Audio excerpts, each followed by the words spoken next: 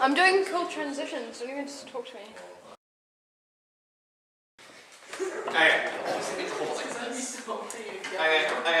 Okay, kids, focus up here. Look.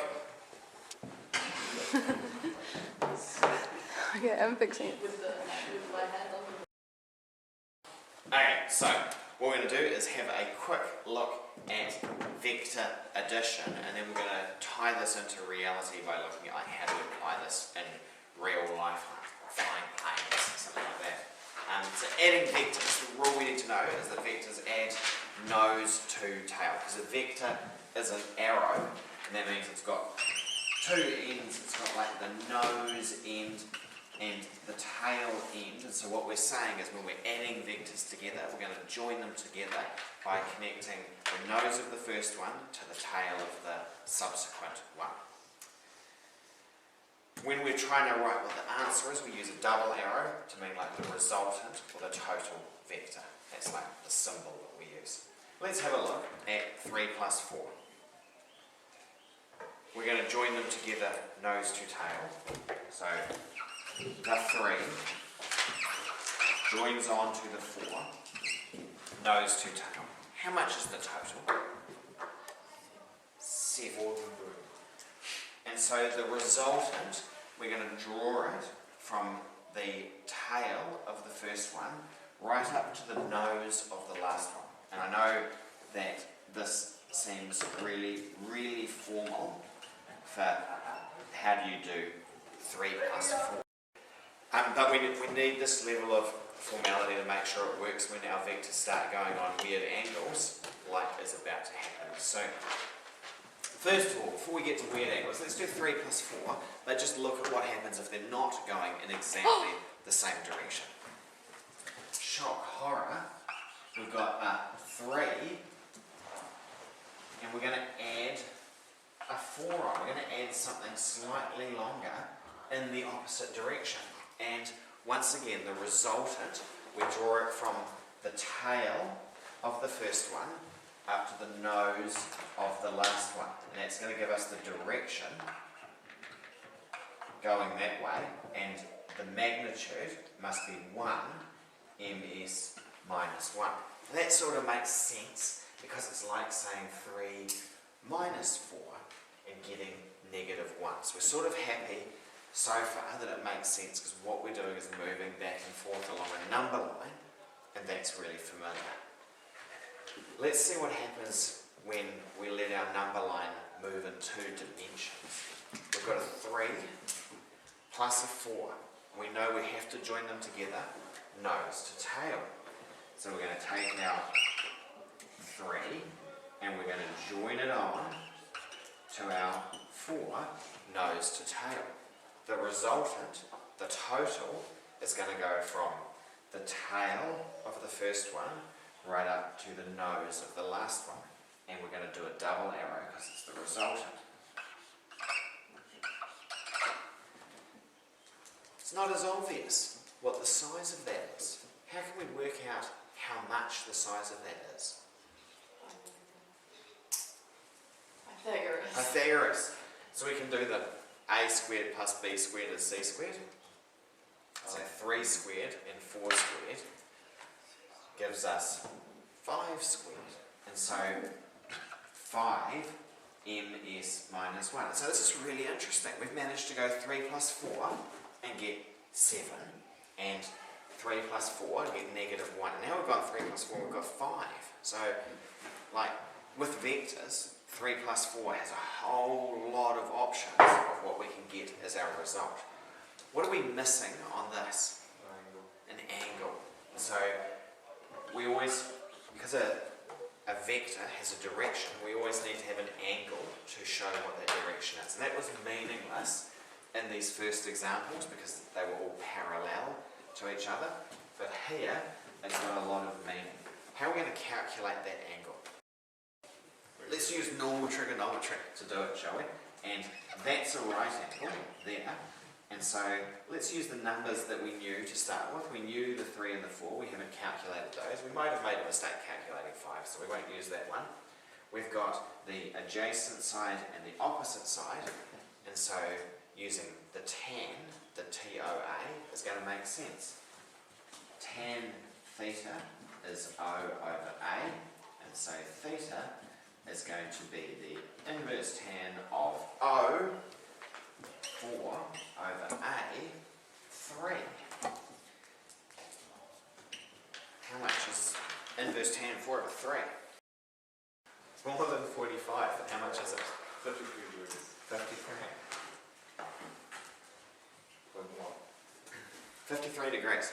You just have smaller than 45. Bigger than 40. Greater. Did I say smaller? I meant greater. Obviously it's greater because this is 3, and if it was 45 that would be 3 as well, so it must be more than 45.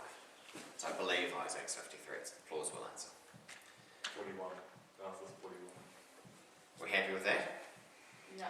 So how do we use this? We could use this if we were paddling a kayak across a river and we were able to paddle the kayak across at 3 meters per second, but the current of the river was flowing downwards at 4 meters per second. How the kayak would actually move if you were in a helicopter hovering above the river is that it would be going both across and downstream. So it would follow from the perspective of like someone sitting outside that reference frame, it would move across and down the river. If you're in the kayak, you're just looking at the water, you'd feel as though you're just going straight across the river because you're just looking at the water. But in fact, if you take yourself out of the kayak and look down on it, you'll see that it's both going across and getting washed downstream as well. Also the same applies for aeroplanes, right? If you're flying to Auckland from Tākeka, you're going to fly north, but maybe the wind's blowing from the west, and so the plane might get blown like off at an angle. Even though it's flying north, it's going to get pushed a little bit to the east, right, by the westerly wind. Does that sort of make sense? So the complicated question, the one that they might sometimes ask you in your exam, is like, okay, so what bearing should the pilot fly at if they're trying to fly straight to Auckland? Let's do that. So let's say we've got a plane and it can do, I don't know, like 400 kilometres an hour. Let's call it 100 metres per second, and let's say that we've got wind of 15 metres per second going that way. And what say we want the plane to fly due north. How are we going to work out what angle the pilot has to fly this plane on in order to end up going due north? Surely you add them and find the hypotenuse and find the angle. What's the hypotenuse? It's the actual speed that they're flying. The actual speed that they're flying, good. So we take the plane and we face it that way, eh? We find we have the plane going that way. There's our 100 meters per second. There's our wind, at 15 meters per second. So what's going to happen to the speed that the plane's travelling north at? It's going to slow down. How much is it going to be? How are we going to work that out? You can just use a rule. Should we use Pythagoras? Yep, Good rule. could do it. 98. No. So 99. Well, 98.86. No. Call it 99 meters per second. What angle back from north did the pilot have to fly at in order to achieve that? How are we going to work that out? What do we know? What side's this? Hypotenuse. What side's this? Use soft. So we're going to use... Soft. So, sin theta is O.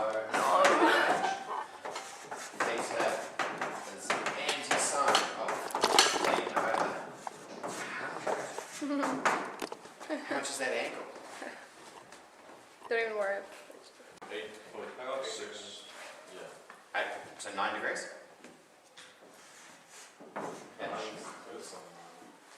Isn't it amazing that we can turn the plane like a whole 9 degrees? Like, that's kind of like 10% of a right angle, and we only lose 1 metre per second of the actual velocity relative to the Earth. That's fascinating, isn't it? Like, we're beating the wind, 15 metres per second of wind, but we're only losing 1 metre per second of like ground speed. It's fascinating. What if the wind was 0. 100 metres a second head on? Yeah, could we do it then? Well, you could surely. If the plane's going 100 and the wind's going 100, even if the plane flies bang into the wind, Can't go. it's going to be just like sitting still. Not on the wind. You have to go around the Earth, have to fly like via South